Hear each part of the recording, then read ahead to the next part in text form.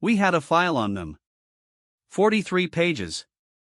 Compiled from debris fields, recovered transmissions, and the second-hand accounts of species who claim to have encountered them and survived. The file was classified not because the information was dangerous, but because High Command was embarrassed by it. 43 pages, and the conclusion printed at the bottom of page 1, in the formal script of the Dominion's Senior Intelligence Directorate, read, Homo sapiens, status unverified. Threat classification, negligible. Probability of sustained interstellar military presence, 3.7%. Recommend continued non-engagement. I read that line the morning before the siege of Kethmora Station. I remember thinking, someone got promoted for writing that. By the end of the third rotation, there were 17 of us left in the command bay.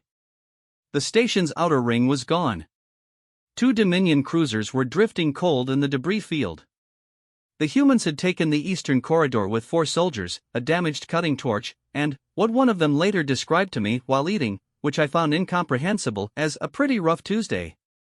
I'm getting ahead of myself. The file said they were a myth. A rumor inflated by species with reasons to lie. A small, soft, slow-breeding species from a single unremarkable system, 1 star, 1 habitable world, no hive mind, no pheromone coordination, no carapace, no pack-hunting instinct refined over geological time. The file was wrong about almost everything. Not because the facts were incorrect. The facts, as far as I can verify, were accurate. Humans are small. Humans are soft. Humans do come from a single star. The file was wrong about what those facts meant. My name is Overseer Tertiary Vale SH of the Keth Monitoring Directorate, and I am writing this account because someone with more authority than me decided that what happened at Kethmora deserves documentation rather than deletion. I have been told to be thorough. I have been told to be objective. I will try. But, I should warn you, I was there for all of it. I watched them work. I watched them refuse, and adapt, and refuse again. I watched one of them, a human called Reeves, do something on the 4th day that I have no entry for in any classification index one was trained on. I still don't. So read the file if you want the official version. 43 pages. Negligible threat. 3.7%. Or read this. The first indication that something was wrong came from Sensor-Grade Hith, who was, by his own admission, not paying full attention. This is relevant because Hith was always paying full attention.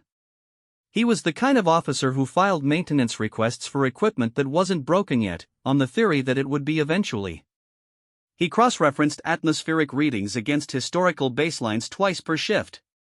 He had opinions about the calibration of secondary detection arrays that he would share with anyone who remained stationary long enough, which meant mostly me, because my workstation was adjacent to his and I had developed the unfortunate habit of appearing to listen while actually composing monitoring reports in my head. Hith said, I'm getting something unusual on the outer ring passive sweep. I said, noted. He said, Vale SH. I mean it. This is unusual. The word he used, Kathara, didn't translate cleanly. In the common trade tongue it came out as unusual, but, in his dialect it meant something closer to a pattern that should not repeat but, does. Hith was from a world where weather patterns were so stable that a second deviation from the norm was considered a statistical emergency. He used Kathara twice in my memory. The first time was when a coolant seal failed on relay post 7. We evacuated in time. I looked at his screen. The outer ring of Kethmora Station was a logistics hub, bulk transfer terminals, fuel depot bays, berthing for the slow-moving or freighters that worked the Keth asteroid belt. It was not a military installation.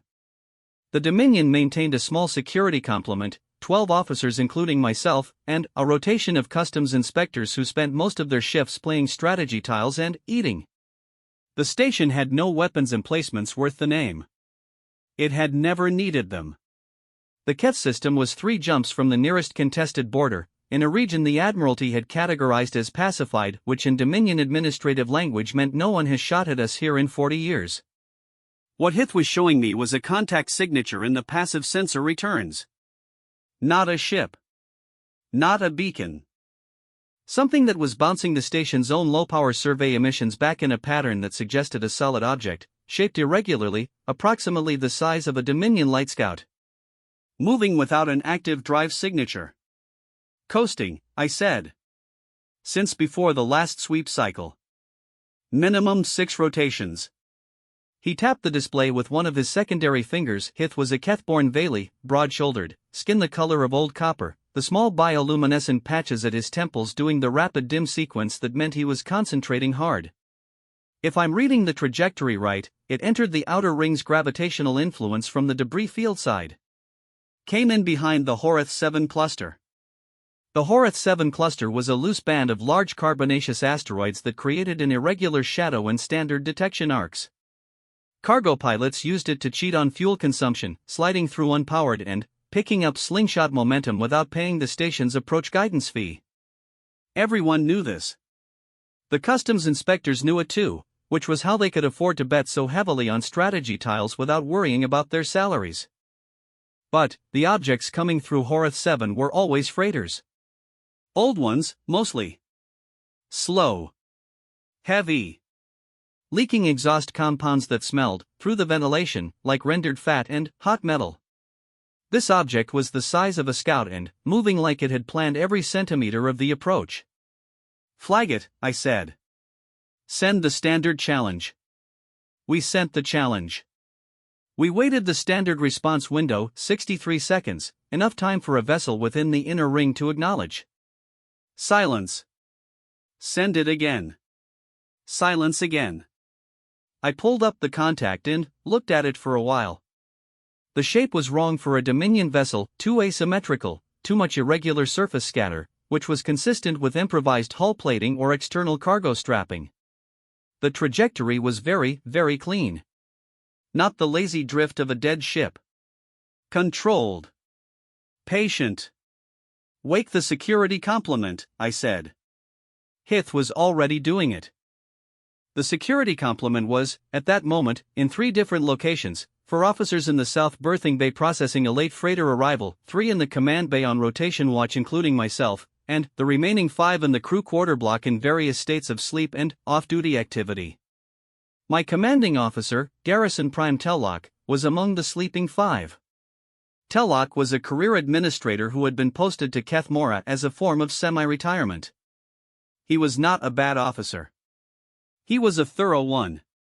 He had simply arrived at the reasonable conclusion, shared by the Admiralty, that Kethmora required thoroughness more than it required readiness, and had adjusted his schedule accordingly. It took 4 minutes to reach him by comb. He answered on the 5th minute, voice thick. What category? Unknown contact, sir. Unresponsive to challenge, controlled approach from the debris field shadow, now inside the inner ring. A pause. 1 contact? 1 confirmed. Hith is running expanded sweeps. 1 contact from the debris field, Tellock said slowly, in the tone of a man reordering information. Probably a derelict that drifted through the cluster. Or a prospector who doesn't want to pay the guidance fee.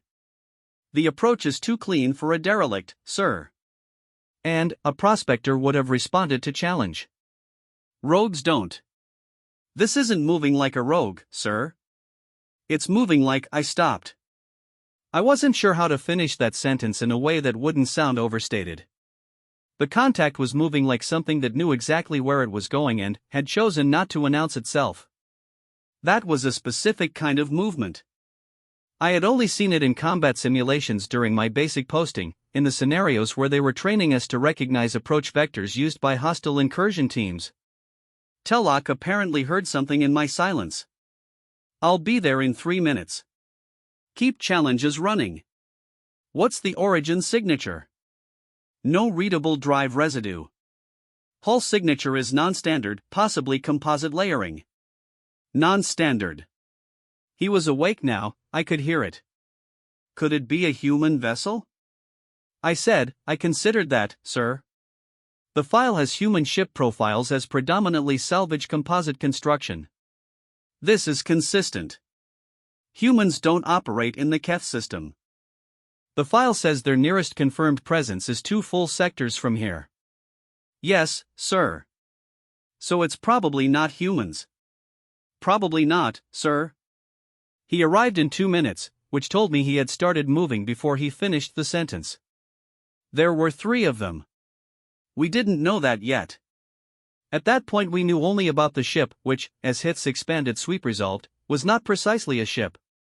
It was a heavily modified ore hauler, the kind used in belt mining operations, with the ore processing bay stripped out and replaced with something that our passive sensors could not characterize. The hull was layered old plating over older plating, with gaps that should have been structurally dangerous but apparently weren't. It had been, at some point, painted with a mottled gray and brown pattern. Not an official livery of any registered fleet. A pattern designed to diffuse reflected light and break up the hull's visual outline against debris. Camouflage. Old-fashioned, physical camouflage on a space vessel. Tellock stood at the display for a moment without speaking. His crest Tellock was a Valley of the Highland subspecies. Crest feathers running from the crown to the back of the neck had risen to full extension, which was his involuntary stress response and which he was very poor at suppressing. I had worked under him for 6 cycles. I had seen it happen twice. Once when we lost contact with a freighter in the Keth belt, which turned out to be a comb failure. Once when the station's tertiary power grid threw a fault cascade that took 4 hours to isolate. "They're docking," Hith said. His voice was very level, which meant he was frightened. Hith went level when he was frightened. I had learned to read this. Eastern supplemental berth. The outer clamps have engaged, they triggered the automatic system. They didn't override it or hack it.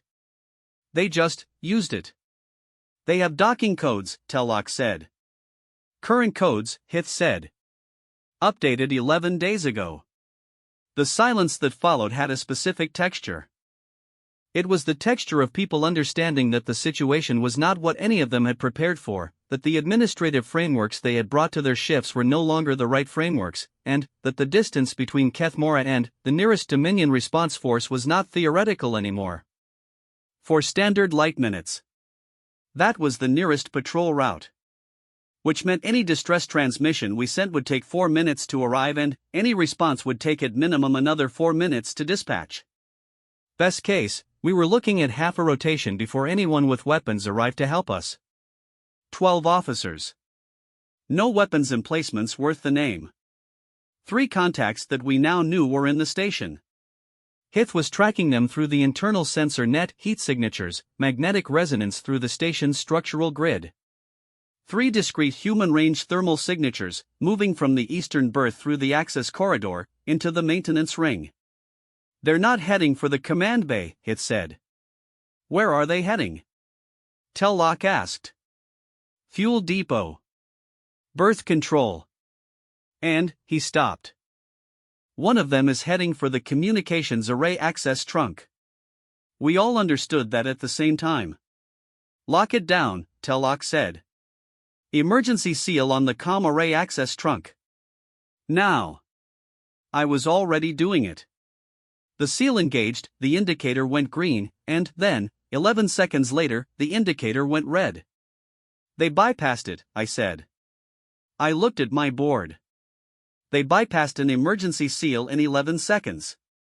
The 3 of us looked at the board for a moment. Options, Tellock said. The options were not good. They were not good in the specific way that options stop being good when the situation has moved faster than the frameworks meant to address it. Tellock ran through them methodically. He was, as I said, a thorough officer, and each one had a problem that rendered it subordinate to the others until there were no options left that didn't rely on cooperation from parties who were clearly not cooperating. We could try to retake the comm array access trunk, but that required moving officers through corridors where the intruders were already positioned, in a station that was. I was grasping this slowly, and it was not a comfortable thing to grasp a station that they apparently knew better than I would have expected anyone to know it who had never officially been here. We could lock down the fuel depot, but the heat signature in the fuel depot had already been in there for 6 minutes, which was enough time to do most of what someone would go to a fuel depot to do. We could attempt contact. Hith had that suggestion. He said it in the careful tone he used for ideas he wasn't sure about. We don't know what they want. We don't know that this is a hostile action. 3 individuals who entered this station covertly, with current docking codes, who bypassed an emergency seal in 11 seconds, Tellock said, and you want to ask them what they want. I want to know, Hith said. Before we do something that makes the situation worse. Tellock looked at him. Tellock looked at me. His crest was fully up, every feather, and he was breathing in the short measured rhythm that Highland Valley used to suppress the fight response. Try the internal calm, he said. Birth control channel. If they're at birth control, they'll have access to it. Hith opened the channel. Said, unregistered vessel at Eastern Supplemental Berth, this is Garrison Prime Tellock of Kethmora Station Security Complement. Identify yourself and state your purpose. Static. Then, after a pause that felt carefully considered, hey. Sorry about the clamp thing, that was louder than we wanted. A voice. Flat, unremarkable, with the slight compression artifact of translation software running mid-grade, good enough to carry meaning, not good enough to carry tone. We're not here for you. We just need the depot and the relay. We'll be out of your way in about 40 minutes. Telaka's feathers did not move. Identify yourself. Name's Reeves. My colleagues are Okafor and Vasquez. We're independent contractors. A brief pause. That's probably the funniest thing I've said today. And I said some funny things today. What is your purpose at Kethmora Station? I told you. Fuel depot and the relay. The relay specifically, we need to bounce a signal off your array to reach a contact in the Keth belt, and your array is the only one in range that has the power to do it. You bypassed an emergency seal. I did, yeah. That was Vasquez. She's faster with locks than I am. We would have asked, but, another pause. Shorter this time. We didn't think you'd say yes. Tellock unmuted the channel before he spoke again, which told me he was choosing his words. What kind of signal? The pause from the other end was not short. The kind, Reeves said, that tells about 40 people in the Keth belt that they need to get out of there before the Dominion extraction fleet arrives in approximately 6 hours. Here is what we learned, over the next 40 minutes, in the broken and interrupted way that information comes out when it is being delivered by people who are simultaneously doing other things. The Keth asteroid belt had a small population. This was known. Miners, prospectors, a few permanent settlement clusters on the larger bodies.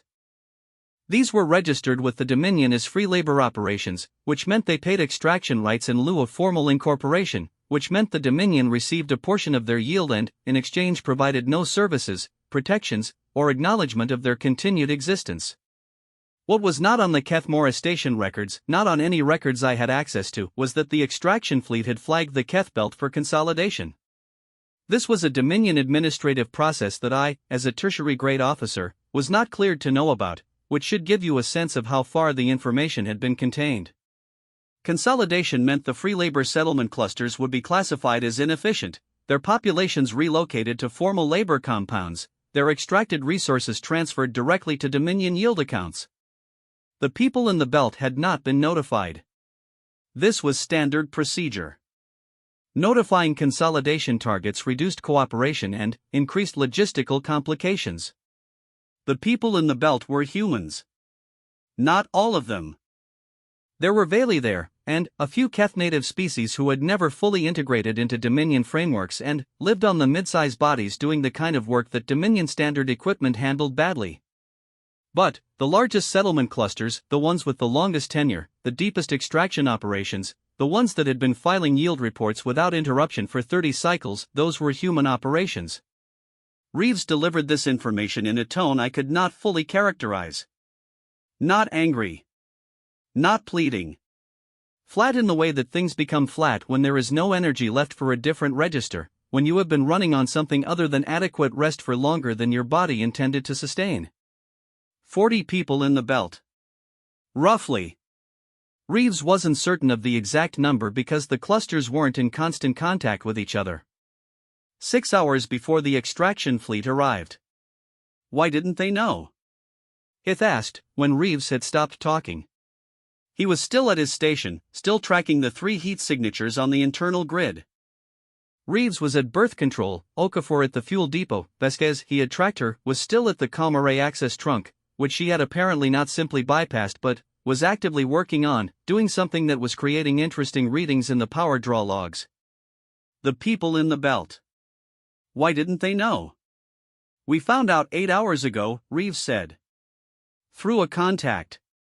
The kind of contact that stops being a contact after they pass something like this. And, you came here. Talaka's voice was careful. 3 people. To a Dominion station. We needed the array. You couldn't transmit from your own vessel? Not enough power to punch through the belt interference. Your array can. It's rated for deep field relay, we checked the registry records. A sound on the channel, not quite a laugh, something drier. We check things. Before we go places. That was when I understood the docking codes. The maintenance ring layout. The emergency seal. They had not simply shown up. They had prepared. Specifically, carefully, for this station, this approach, this problem. 40 people in a belt, 6 hours away from a fleet that wasn't going to announce itself. 3 humans, in a modified or hauler with camouflage paint, who had decided that was not acceptable. I was looking at my station board. The fuel depot readings had normalized. Okafor had apparently completed whatever she was doing there, and the power draw from Vasquez's work at the comm array was settling into a stable pattern that suggested she was nearly finished. Reeves, at birth control, had not moved. 40 minutes, he had said. We were at 32. I said, and I should note that I had not cleared this with Telak, and that Telaka's expression when I said it was one I will not describe in this account because I do not have adequate language for it. I said, what frequency does your contact in the belt prefer? Silence. Then, why? Because if Vasquez is configuring the array for a standard bounce, she'll need to account for the Horeth 7 cluster's interference signature. It has a specific harmonic pattern at deep field frequencies that most external operators don't know about unless they've worked this system. I paused. I have worked this system. For 6 cycles. Another silence. Longer. HF band, Reeves said. Mark 7. Compressed burst, 30-second window. I'll open the array controls from this station. I looked at Telak. His feathers were still up. He was looking at me with an expression that contained several things simultaneously: the recognition that what I was proposing was a violation of Dominion administrative protocol, the understanding that the extraction fleet was 6 hours out and that this station would be one of the first places its officers would want to speak with, and something else. Something that I did not have a name for in any language I had been formally trained in. Sir. Telak held my gaze for what felt like a long time. It was probably 4 seconds. Open the array controls, he said. And, VLSH, note the time. For the record. The signal went out at the 38-minute mark. Compressed burst, HF band Mark 7, accounting for the Horeth 7 harmonic signature, relayed off the Kethmora deep field array to a contact in the belt who received it. We confirmed reception 22 seconds later when the bounce acknowledgement came back at a small settlement on a mid-size body called, in the human miner's informal notation, 44 patch. I do not know what the signal said, exactly. The burst was compressed and I did not attempt to decode it. It was not my business to decode it. What I know is that it was received. Reeves said, that's it. We're done here. Okafor had already left the fuel depot. Her signature was moving back toward the eastern berth. Vasquez, I noted, had restored the comm array access trunk to its previous configuration before she left. The emergency seal indicator, when I checked it, read green. She had resealed it on her way out. Reeves' signature was moving too. Toward the berth, toward the modified or hauler with the camouflage paint and the stripped-out processing bay that I still did not know the contents of. Wait, I said. It came out before I had decided to say it. The signature paused. The extraction fleet, I said. When they arrive, they'll ask about this station. About the array usage. About the fuel. Yeah, Reeves said. What do we tell them? A pause. The texture of this one was different from the others. It was considering, I thought. Or weighing. Tell them an unregistered vessel took on fuel and used the array without authorization, Reeves said. Tell them you challenged them and they didn't comply. Tell them you don't have visual identification because they were in the maintenance ring and your visual systems don't cover it. I stopped. Most of that is true. Most of it, Reeves agreed. The rest, and here he did something that I had not, at that point, encountered a human doing in any practical context. He stopped his sentence before it needed to stop. Left it open, unfinished, with something in the space where the ending would have been. I did not know what to call that quality. The trade tongue had no clean word for it. The closest was velith, the weight a thing carries when it is not said. He left me with that weight and walked back to his ship. The ore hauler was gone from the Eastern Supplemental berth 49 minutes after it arrived. The clamps released cleanly. The departure was as quiet as the arrival, no drive flare, no transponder ping, a smooth push off the berth with maneuvering thrusters and, then, a drift back toward the Horath 7 cluster that looked, on the passive sensor return, like a piece of debris settling back into the pattern of debris around it. Hith watched the contact until it disappeared behind the cluster. He did not say anything. He was doing the rapid dim sequence on his bioluminescent patches, the concentrating pattern, the one he used when he was working through something complex. He used it for sensor calibrations and maintenance requests and, apparently, for this. I was writing the incident report. Time on station, method of entry, systems accessed, fuel quantity drawn, array usage, departure. Framing each entry carefully. Not falsifying, I am not going to describe what I wrote as falsifying, because I do not believe it was, but selecting, as any reporting officer selects, which facts were central and which were peripheral, what framing served accuracy and what framing served something else, something harder to name. Tellock was standing at the viewport. The Keth belt was visible from that angle, a faint smear of reflected light against the dark. He was looking at it the way people look at things when they are thinking about what is inside them. The fleet will be here in 5.5 hours, he said. Yes, sir. The people in the belt, he stopped. Started again. The signal. If it reaches them in time. Reception confirmed, I said. 22 seconds after transmission. He nodded slowly. His crest had settled, not all the way down, but partially. To the level that I associated with decisions already made. Finish the report, he said. Note the time. I noted the time. Outside the viewport, the belt was still there, quiet and ordinary, the same smear of light it had always been.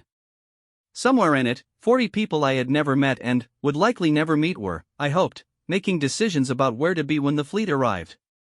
Because someone had driven a camouflaged ore hauler through a debris field in the dark, with current docking codes and a faster-than-expected approach, and bypassed an emergency seal in 11 seconds, and been very specific about fuel depot readings and array frequency harmonics and all the small technical things that add up to a plan that works. The Dominion file on humans was 43 pages. It had a lot of information in it. The conclusion on page 1 was 3.7%. I looked at the blank space at the bottom of my incident report where the summary assessment went. The cursor waited. I thought about what Reeves had left in the air when he stopped his sentence early. That wait. The untranslatable thing. I wrote, no further action recommended. Saved the report. The cursor stopped blinking. The extraction fleet arrived 3 minutes ahead of schedule, which meant someone in the logistics chain was either unusually competent or unusually eager, and, in my experience, those two qualities did not share much overlap. Fleet Commander Drethsel came aboard personally, which was the first thing that told me this was not a routine consolidation operation. Fleet commanders did not board Tier 4 logistics stations to process paperwork. They did not leave their command vessels for stations that had no weapons platforms and 17 staff and a fuel depot that smelled, always, faintly of the rendered fat and hot metal compound that the ore freighters leaked. They sent a sub-commander. A logistics officer. Someone whose rank said this is a procedural matter and, you are a procedural station. Drethsal came himself. He was Veli Western Highland subspecies, broader through the shoulders than Tellock, crest feathers a deep iron gray that I associated with extended posting in contested sectors. He had the kind of stillness that some officers develop after they have spent long enough in situations where stillness was what kept them alive. Not calm. Stillness is not calm. Stillness is what lives on the other side of a great deal of unquiet experience. He reviewed my incident report for 4 minutes without speaking. I stood across the table from him in the briefing annex, the closest thing Kethmora had to a formal meeting space, which was not very close, and I occupied myself by looking at the viewport and the fuel depot access panel and the scuff on the edge of the table that had been there since before my posting and that I had never had repaired because it seemed somehow load-bearing to the character of the room. No visual identification, Drethsal said. Correct, sir. The maintenance ring visual systems have 2 dead angles. I documented them in last cycle's maintenance request, Garrison Prime Tellock countersigned. 3 personnel. Modified or hauler. Current docking codes. He looked up from the report. His eyes were the flat reflective amber of Highland Valley, wide-set, with the slightly enlarged peripheral range that their subspecies used to track movement across open terrain. Looking at me with all of it. Where did they get current codes? I can't say, sir. The codes update on an 11-day cycle. Our system logs don't track distribution, only validity. This was true. I want to be clear that this was true. I had checked before writing the report. The logs showed that current codes had been used, they did not show who had distributed them or to whom. There were a number of parties with legitimate access to Kethmora docking codes, including registered freight operators, Dominion administrative offices, and the Kethbelt free labor settlement clusters who filed regular yield transports. Drethsal looked at me for a moment that carried the same quality as the wait in Reeves' unfinished sentence. Then, he looked back at the report. The array usage, he said. HF band transmission. Deep field relay. Yes, sir. Unauthorized use. As noted. To the Keth belt. The return acknowledgement bounced off a body in the mid-belt range. Yes, sir. He set the report down. Put both hands flat on the table, a Valley gesture that meant I am going to say something plainly and I want you to hear it plainly, and said, the settlement clusters in the belt received a warning. They dispersed before my fleet arrived. I have 14 ships in the Keth belt right now and I have located approximately 12% of the population that consolidation planning projected would be present. I looked at the scuff on the table edge. That's a significant dispersal, sir. It is. His voice carried nothing I could specifically identify as accusation. It was a voice that had long ago learned to deliver information without decorating it. It's also not possible to accomplish in 6 hours without prior notice. No, sir. Prior notice that was transmitted from this station's array in the 38-minute window during which an unregistered vessel was aboard. That timeline is accurate, sir. As documented. Another pause. He picked up the report again. Put it down again. The gesture of a man who understood that the document in front of him was technically accurate and practically incomplete, and who had enough experience to know the difference between those two things and to know, also, when pressing the difference would be productive and when it would not. What do you know about human dispersal protocols? He asked. Very little, sir. Outside of the general file. The general file. A very small shift in his expression, not quite contempt, not quite humor, something in between that I suspected was a response to the specific absurdity of the document he had been sent to act on. The general file describes them as a low cohesion species with poor coordination above small group scale. Limited strategic capacity. No evidence of organized military doctrine. He paused. The fleet's advanced scouting of 3 belt clusters found evidence of coordinated evacuation, shared routes, mutual resource pooling, one settlement that had clearly cached supplies for a group twice its own size. He stopped again. There was also a note left on a thermal beacon on 44 patch. I waited. It said, in standard trade script, "We saw you coming." That's the difference between us. Have a safe transit. He looked at me. Signed with a serial number that matched a registered independent operator. Now deregistered. The scuff on the table edge. 7 scratches going one direction, 4 going the other. I had never counted them before. I was counting them now. That seems, I said, very carefully, like it was intended to be found. Everything about this was intended, Drethsel said. That is the thing that interests me, Overseer Tertiary. Not the dispersal. Not the transmission. The design of it. 3 people, a modified hull, a debris field approach, current access codes, or relay calculation that accounted for the Horath 7 interference signature. He paused on that one. That last part is not in any public technical document about this station's array. An operator would need direct system access or an inside source. I said nothing. Or 6 cycles of working this system, he said. The amber eyes were on me. All of the Highland peripheral range. Is there anything you'd like to add to this report, Overseer Tertiary? I thought about the moment I had told Reeves about the HF band Mark 7 harmonic and the Horath 7 signature. The moment Tellock had set open the array controls. The 32-minute mark ticking over to 33 while the compressed burst assembled itself. No, sir, I said. The report is complete. The fleet stayed in the Keth system for 1 full rotation and 11 hours.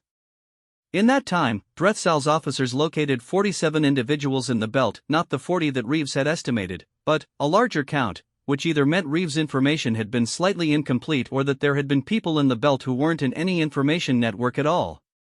47 individuals out of a consolidation projected population that Drethsal's advance planning had counted at between 300 and 340. 14 ships. 1 full rotation. A prepared dispersal. I heard the numbers from Hith, who heard them from one of Drethsal's logistics officers who had been assigned to work from the Kethmora docking bay while the fleet was in system. Hith had the quality, rare and useful, of appearing so thoroughly absorbed in his technical work that people around him forgot he was listening. He had learned things this way his entire career.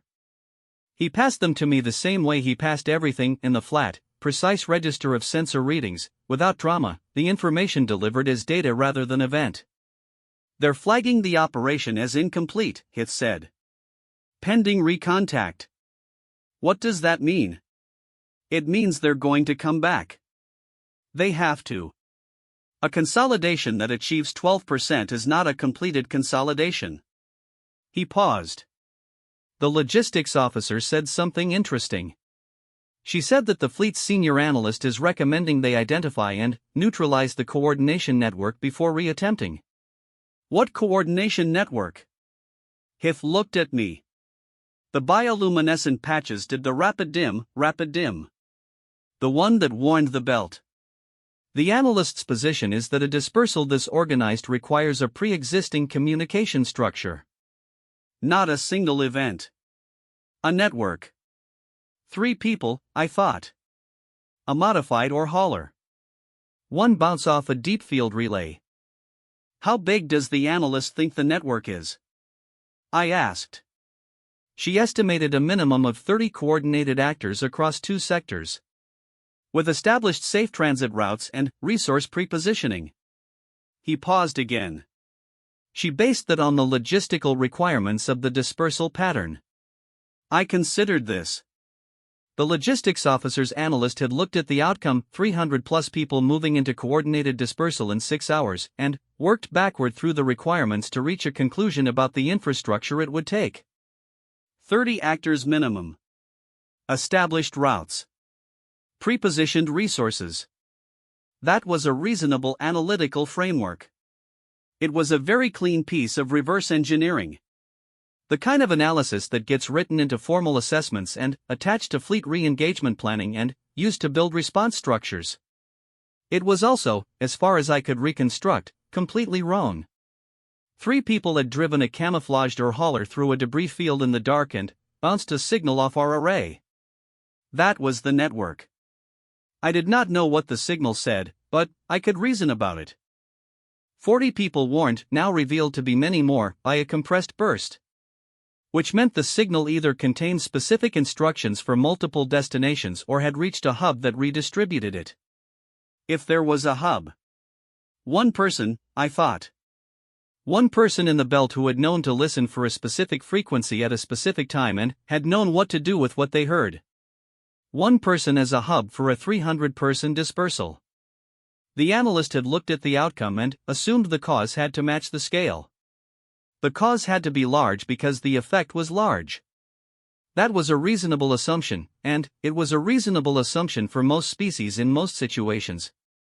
I was beginning to form a suspicion, unverified, undocumented, entirely personal, that reasonable assumptions were not always the most productive tools when applied to humans. Drethsal left without speaking to me again. His logistics officer collected her equipment from the docking bay. The 14 ships filed out of the Keth system in a formation that was orderly and unhurried and had, I thought, the quality of a force that had not finished what it came to do and knew it. Tellock called a staff meeting that evening. The full complement, minus 2 officers on rotation watch. He sat at the head of the briefing table, the same table with the scuff on the edge, and he told us what was going to be formally filed as the station's after-action summary for the extraction fleet visit. He told us this twice.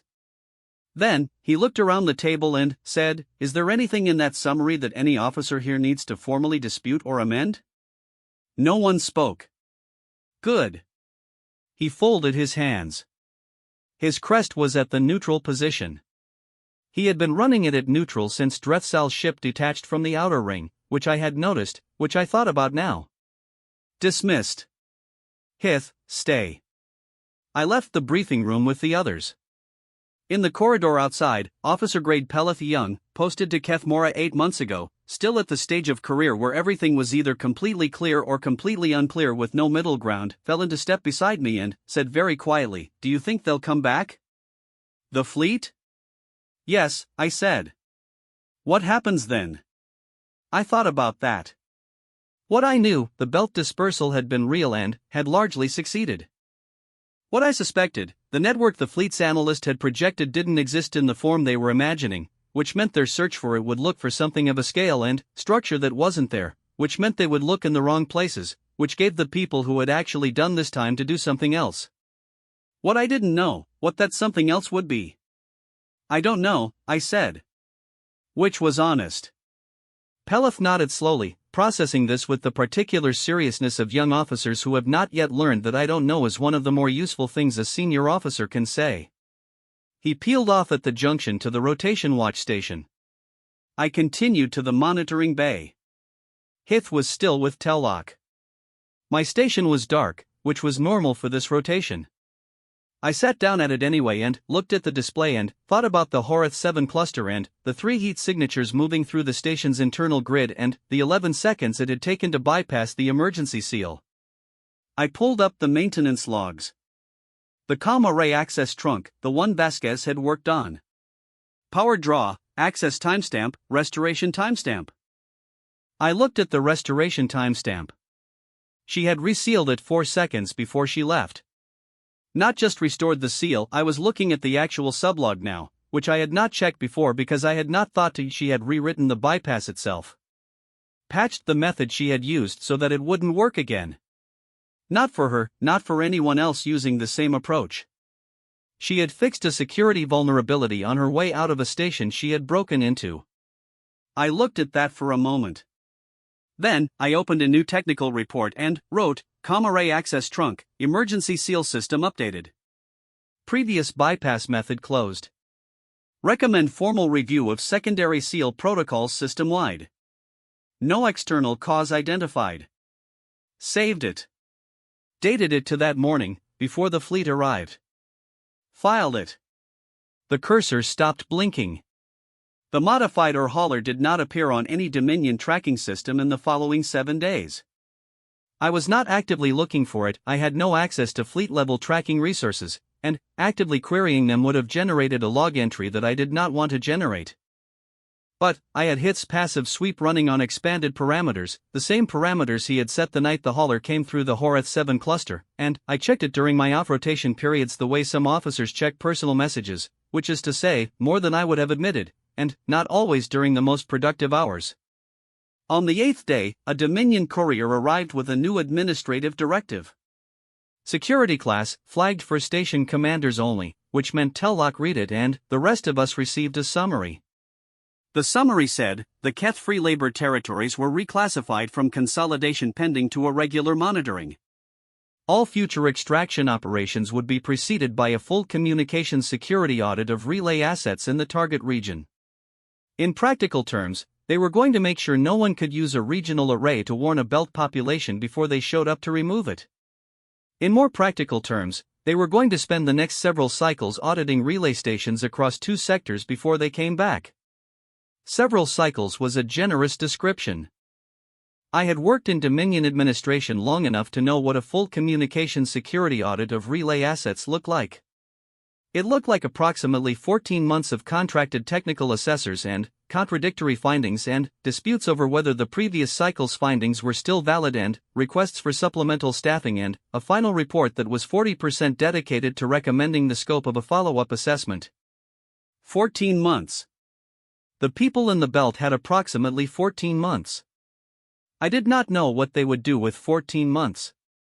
I did not know if 300 people dispersed across a belt with no formal Dominion protection could build enough of whatever they needed in 14 months to be in a materially different position when the fleet came back. What I had seen, in 38 minutes, from a monitoring bay on a Tier 4 logistics station was the shape of what they were attempting. Not what it would become. Not whether it would work. Just the shape of it, patient, specific, prepared for the actual situation rather than the projected one, and designed to create time rather than to stop time. Time for what, I couldn't say. I was aware that I was thinking about this more than my role as overseer tertiary of a Keth system monitoring station strictly required.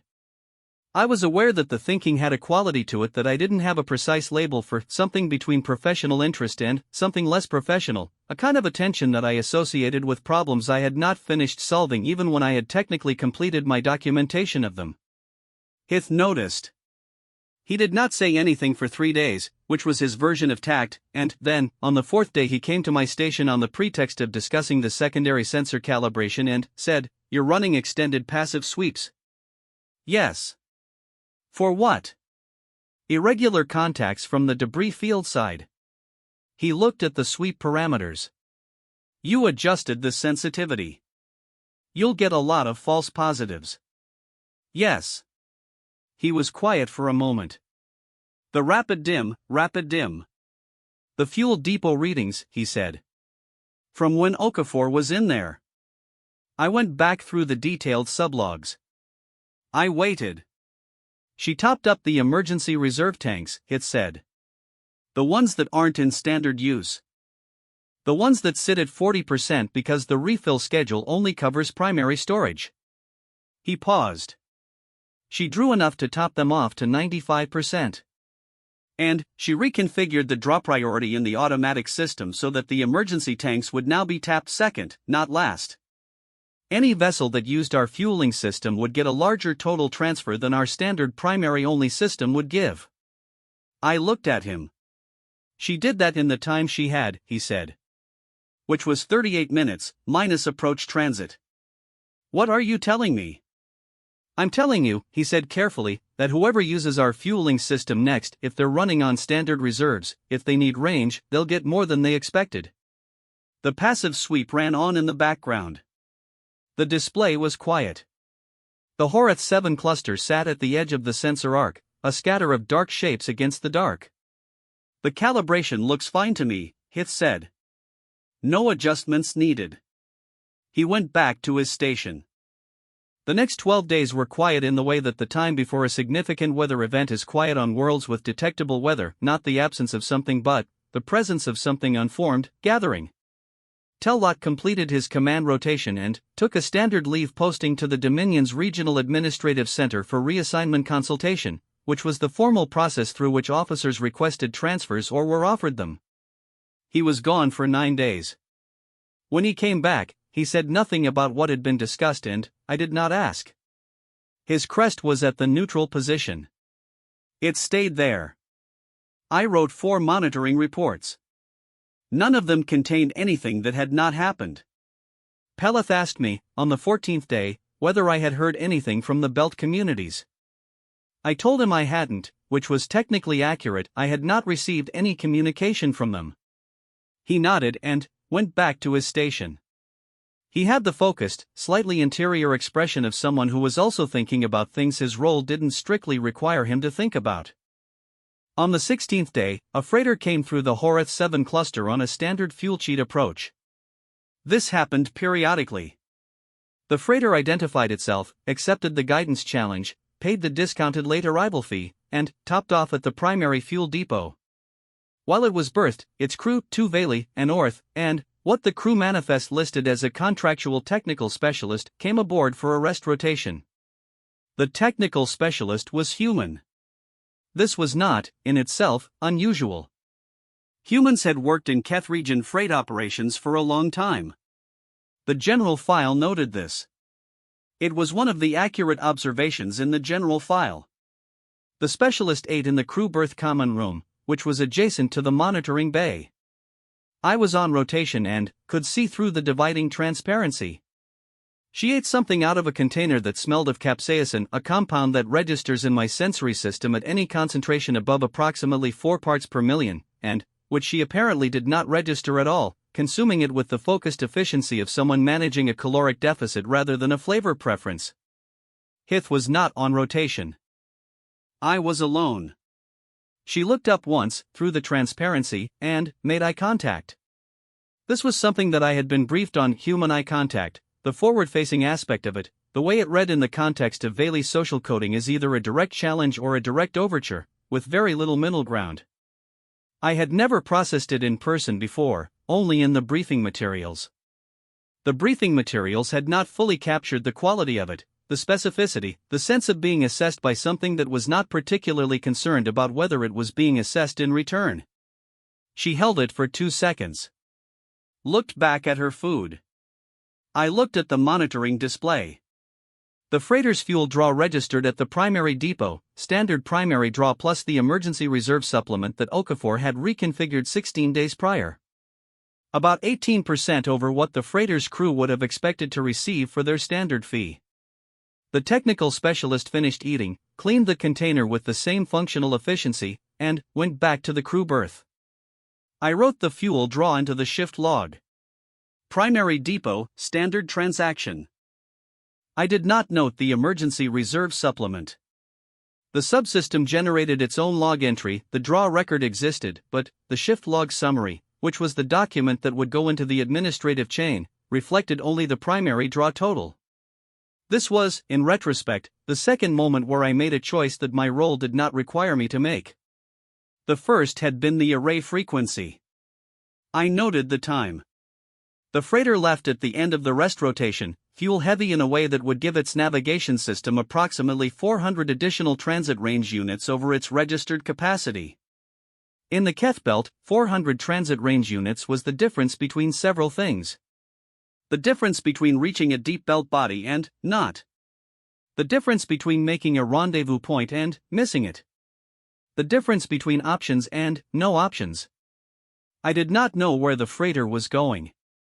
Its registered destination was an outer system waypoint 2 jumps out. I did not know if it was going there.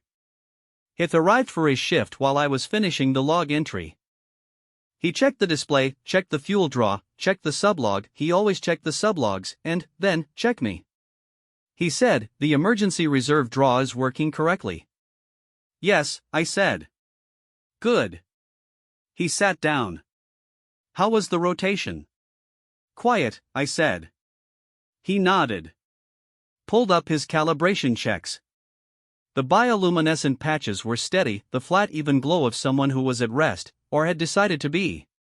I handed him the shift log. He signed it.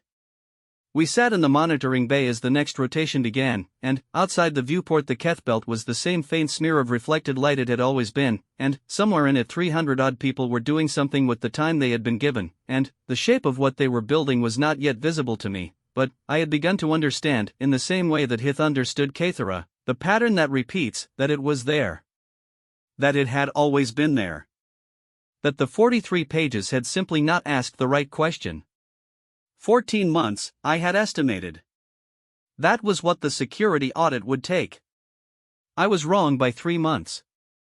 It took 17, which meant someone in the Dominion contracting chain had been even more thorough or even more inefficient than my experience suggested.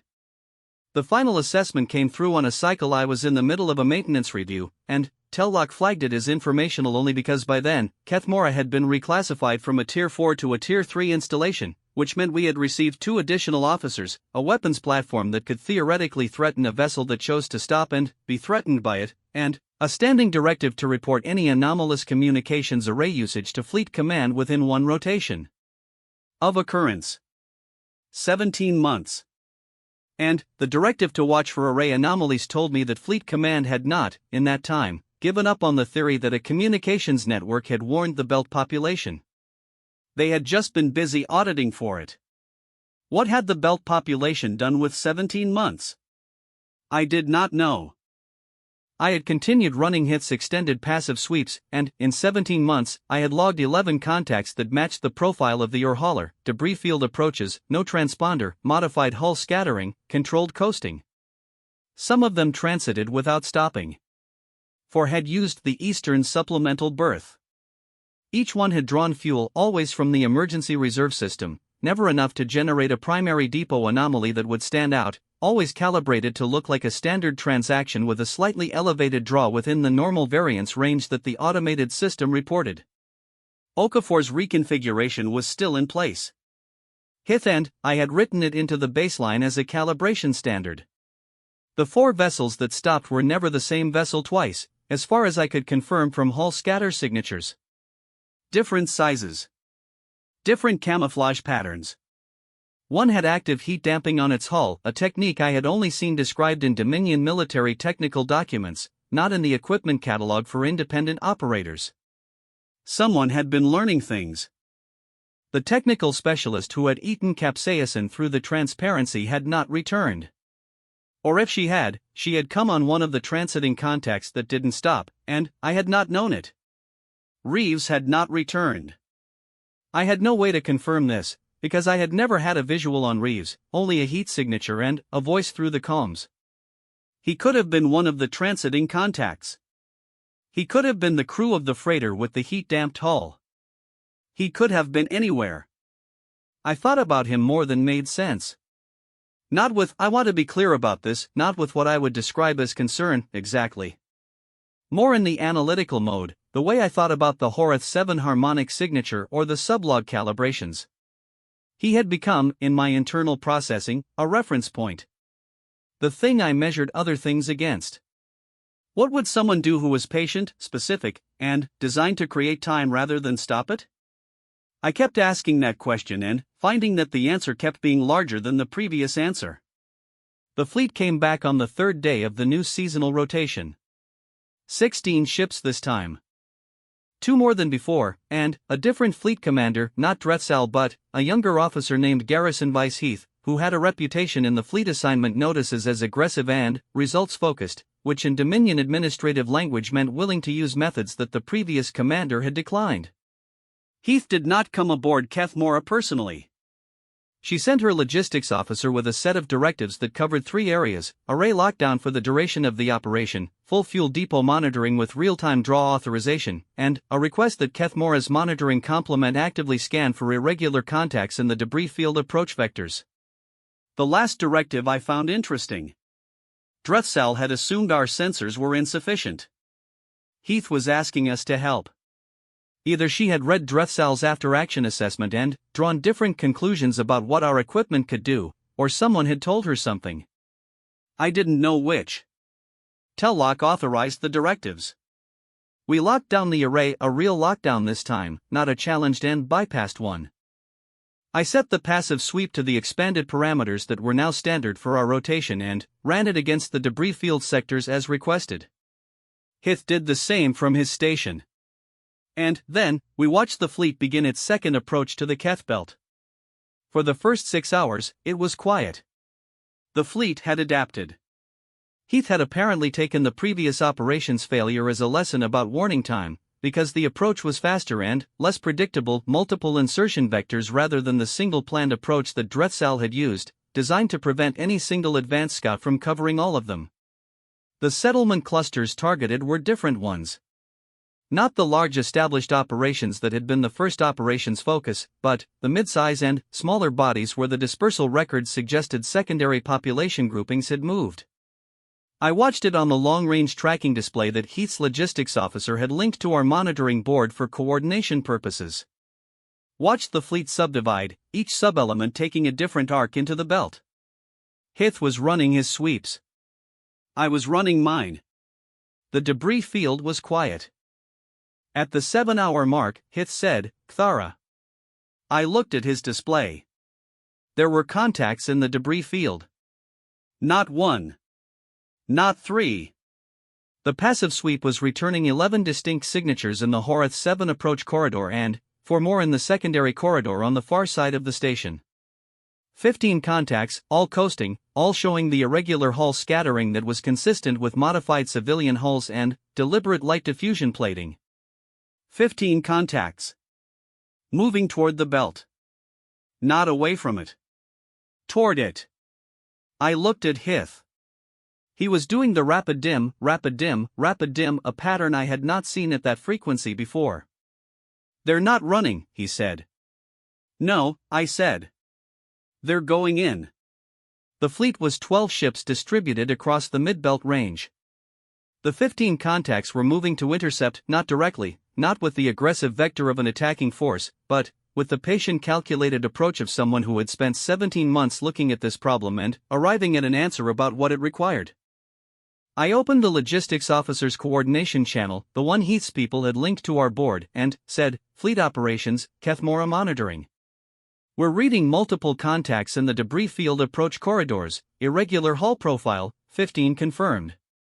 The logistics officer's voice came back clipped and fast, "Confirmed. Fleet is tracking. Stand by." I stood by. What happened in the next 4 hours I will describe accurately, to the extent that I could observe it from a Tier 3 monitoring station's tracking display and a coordination channel that was used by people who were actively busy and communicated in the compressed notation of officers under pressure. The 15 contacts entered the belt. They did not engage the fleet directly. They went to the settlement clusters. This was important and I did not immediately understand why. The fleet was there to relocate the populations of those clusters. The 15 contacts went to those clusters first, not before the fleet, which was already in the belt, but alongside it, moving through the same space on different vectors. The fleet sub-elements began reporting what they found. Cluster 7, population present. 12 individuals. Not dispersed. Waiting. 3 of the irregular contacts were already at Cluster 7 when the fleet sub-element arrived. Cluster 12, population present. 21 individuals. Cluster 3, population present, larger than projected, the fleet's advanced data had estimated 8. There were 26. One after another, across the mid-belt. Populations present. Not hidden, not dispersed, not gone. There. And every time a fleet sub-element arrived, some number of the 15 contacts were already there. The logistics officer's channel was getting fragmented by this point, multiple voices stepping on each other, the kind of traffic that happens when a situation is not the situation anyone planned for. I caught pieces. Asterisk population uncooperative. Refusing relocation orders. Requesting clarification on authority basis. Citing asterisk the voice cut out. Came back. Presenting documentation. Legal documentation. Contracts. Dominion extraction rights, full cycle, registered with the Regional Administrative Center, Heath said, they have contracts. Yes, I said. Registered contracts. Yes. He was quiet for a moment. That takes time to arrange. Regional Administrative Center registration requires an in-person filing, 2 witness signatures, a fee bond, and processing time. He paused. Processing time is 45 to 60 standard days. 17 months. 3 months longer than I had estimated. Long enough to file contracts, multiple contracts, one per settlement cluster, properly witnessed, fee-bonded, registered, and receive processing confirmation. Long enough to make sure those contracts were valid before the fleet arrived. The 15 contacts had not come to fight the fleet. They had come to stand next to people who had papers. I sat with this for a moment. The monitoring display was showing a fleet that was running its consolidation protocol against a population that was legally, formally, documentably in a contractual relationship with the Dominion Extraction Authority that superseded relocation orders. Not because Dominion law protected these people, the law hadn't been designed to protect them. The law had been designed to facilitate the extraction of resources, and the contracts were extraction rights contracts, which meant the population was classified as a contracted resource operator, which meant their relocation required a contract termination process that took, I looked this up, pulling the administrative code on a secondary window while the logistics channel continued to fragment, a contract termination process that took a minimum of 120 standard days. With right of administrative appeal, and the appeal process took, I stopped reading. I looked at Hith. He was looking at me. They bought time, he said. They were always buying time, I said. Heath's fleet did not leave. That would have been the simple version. Instead, over the following rotation, the coordination channel carried a complicated and often terse series of exchanges between fleet operations and the regional administrative center, which was now involved because the contract documentation was indisputably valid and the legal question of whether a consolidation directive could override a registered extraction rights contract was not, apparently, a question the fleet's legal protocols had been written to answer. The administrative center wanted to review the contracts. The review would take a standard processing period. The fleet, meanwhile, was required by its own procedures to maintain presence during active consolidation operations, which meant 16 ships burning fuel in the Keth Belt while administrators reviewed paperwork. The 15 irregular contacts remained in the belt as well. They were not interfering with fleet operations. They were present. Docked at settlement clusters, or positioned nearby. The fleet's legal protocols, Heath's logistics officer noted with a flatness that contained something I was beginning to recognize as a cousin to what Reeves had left in his unfinished sentence, did not have a procedure for removing vessels that were not engaged in hostile action and were documented as contracted operator support craft. Present. Legal. Not going anywhere. Heath's fleet was burning fuel at operational maintenance rates while this resolved. I had a rough calculation in my head: 16 ships, standard hold position consumption. At the rate a Dominion combat class vessel burned fuel maintaining position and readiness in an active operation zone, the fleet had approximately 22 days of operational range before refueling became a logistical priority. The administrative review was projected to take 30 days. I did not run this calculation out loud. I did not share it on the coordination channel. I wrote it on a piece of hard copy notation, a habit I had developed in my first posting, in the years when I still processed things best by putting marks on physical material, and I looked at it for a moment and then I set it face down on my station surface. Hith had done a different calculation. I knew because he pulled up the fleet fuel draw projections on a secondary window and stared at them for about 90 seconds, then closed them without comment. On the 12th day of the fleet's position hold, Reeves came back. Not to Keth Mora. I want to be clear about this. He did not bring another camouflaged or hauler through the Horath 7 cluster. He made contact through the coordination channel, the one Heath's logistics officer had linked to our board, and identified himself by name and the same serial number that had been on the thermal beacon note at 44 patch. The channel went quiet for about 4 seconds when he identified himself. Then, Heath's voice came on. She had apparently been monitoring the channel directly, which told me she was taking this seriously. "You are not authorized to use this channel," she said. "I know," Reeves said. "I'm using it anyway. I have a proposal. I'm not authorized to negotiate with independent non-state actors. You don't have to negotiate. You just have to listen." It's short. Another 4-second silence. Then, say it. "The contracts are real," Reeves said. "You've confirmed that. The administrative review is going to confirm it. The people in these clusters are not leaving under consolidation protocols because the consolidation protocols don't supersede registered contracts. That's not a trick and it's not going away. A pause. Your fleet has been on hold position for 12 days. You're burning fuel at operational rates. The refueling window is coming up. I'm aware of my operational situation, Heath said. I know you are, Reeves said. I'm aware of it too. I did the math. His voice was flat. Not aggressive. Not triumphant. The same register as when he had told me we'd be out of the way in 40 minutes, the register of someone managing logistics, working a problem. What I'm proposing is simple. You need a refueling option. Kethmora's primary depot can handle 3 capital-class vessels simultaneously. Your secondary vessels can use the supplemental fuel infrastructure in the belt. The clusters have it. That's what makes them viable extraction operations. A beat. The clusters will extend refueling access to your fleet in exchange for formal acknowledgement that the operational hold is suspended pending contract review.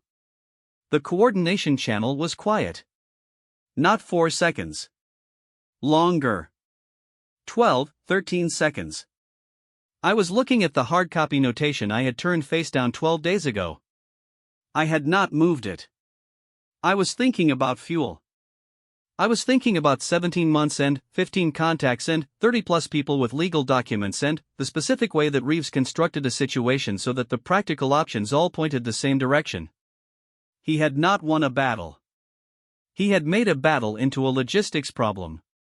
And then, he had offered to solve the logistics problem at a price that was so obviously reasonable that refusing it cost more than accepting it. Heath said, "Who authorized you to speak for the cluster populations?" "They did," Reeves said. "You're not contracted with them." "No." "You're not a legal representative." "No." "Then, why are you on this channel?" A pause.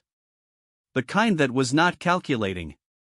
The kind that was choosing whether to say something true. "Because they asked me to," Reeves said. "And I can't really say no to that. I have tried, since, to find the category that fits that sentence.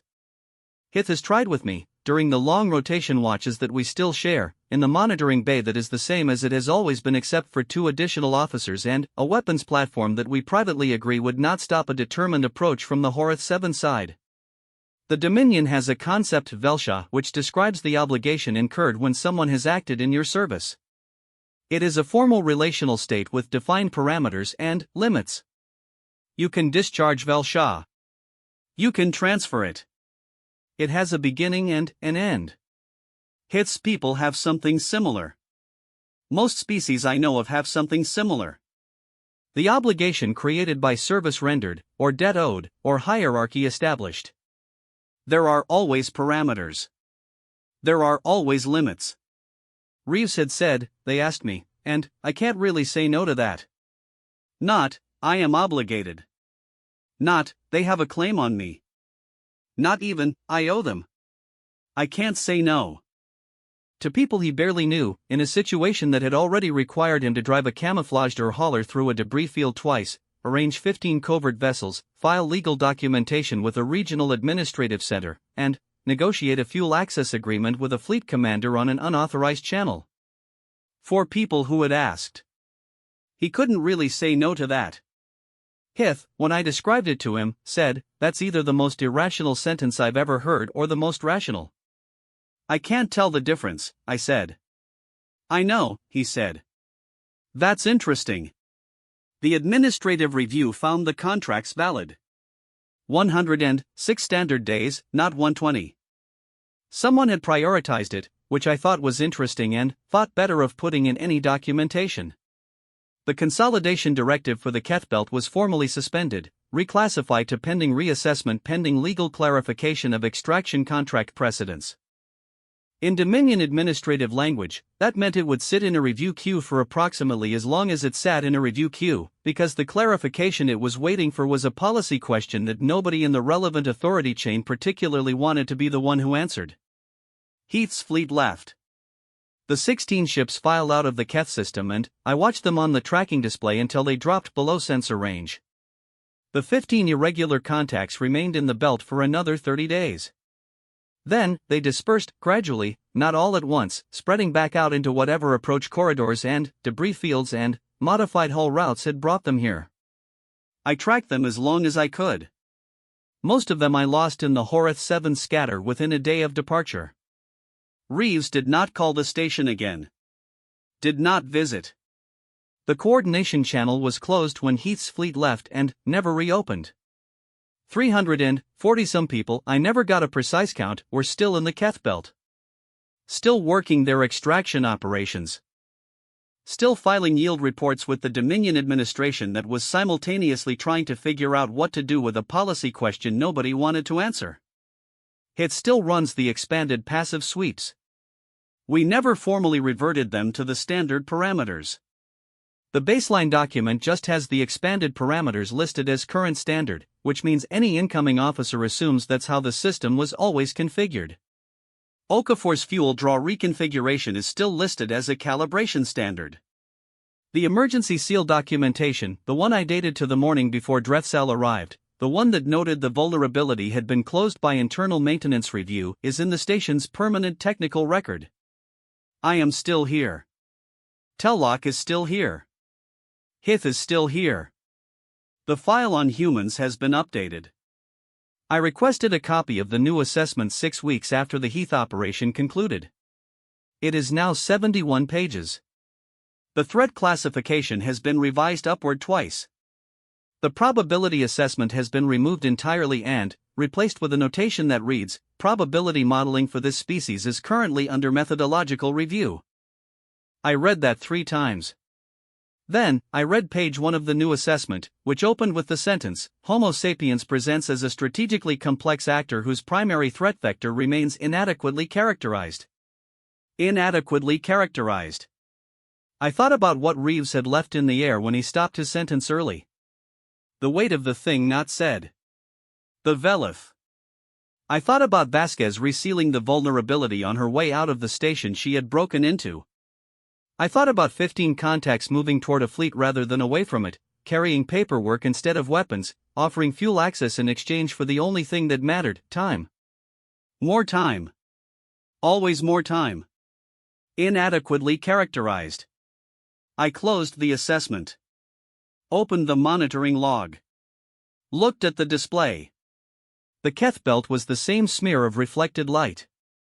The Horeth 7 cluster was quiet against the scanner arc. The passive sweep ran on at its expanded parameters. Nothing unusual moved in the approach corridors. Hith said, from his station, "Do you think they'll try again?" The fleet. Eventually, I said. And, when they do? I thought about a modified or hauler drifting through a debris field in the dark, patient and specific and carrying something that only works if you plan far enough ahead. I thought about the shape of 17 months. I thought about the gap between the fleet's estimate of what it was dealing with and what it was actually dealing with, not the size of the adversary, not the firepower, but the specific quality of a species that constructed situations rather than confronted them, that treated time as a resource to be gathered and spent, that looked at an extraction fleet and its legal codes and its refueling schedules and asked, what do we have that they need more than they realize? I don't know, I said. Which was honest. But, I had a feeling, unverified, undocumented, entirely personal, that whoever came back would find that the Keth belt was, again, not what they expected. And, that someone somewhere had been making sure of that for longer than any of us had been watching. The last entry in the original 43-page file, the one at the bottom of page 43, after all the habitat data and the biological profiles and the Dominion engagement history, was a single administrative notation. I had noticed it the first time I read the file, had considered it unimportant, and had not thought about it again until recently.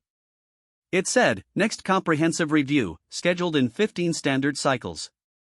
15 cycles from the file date. I looked at the date. The comprehensive review was due in 3 months. I thought about who would write it. I thought about what 43 pages would become after a review conducted by someone who had watched the Keth operation from a fleet command vessel, who had run the consolidation protocols against a population that had contracts, who had been offered fuel at a reasonable price in exchange for going away. I thought about inadequately characterized. I thought about the cursor blinking. Then, I opened a blank document, noted the date and my station identification, and wrote at the top, Addendum to File HDS 7734, Observations from Kethmora Station, Overseer Tertiary Vale SH. Preliminary note: the analytical framework applied in the base file asks the wrong question. The file asks what humans can do. The correct question is what humans will do, under what conditions, for whom, and for how long. The answer to the first question is limited. The answer to the second question is not. I stopped there. Looked at what I had written. Added one line, the file says 3.7%. I was there. I recommend revising the methodology before revising the number. Saved it. Did not submit it anywhere? Not yet. There were certain things, I had learned this, in the Keth system, from people who knew it better than I did, that were better prepared than performed, better ready than deployed, waiting for the moment when the value of the thing was greatest. I had time. The cursor stopped blinking. Outside the viewport, the belt was the same quiet light it had always been. I watched it for a while,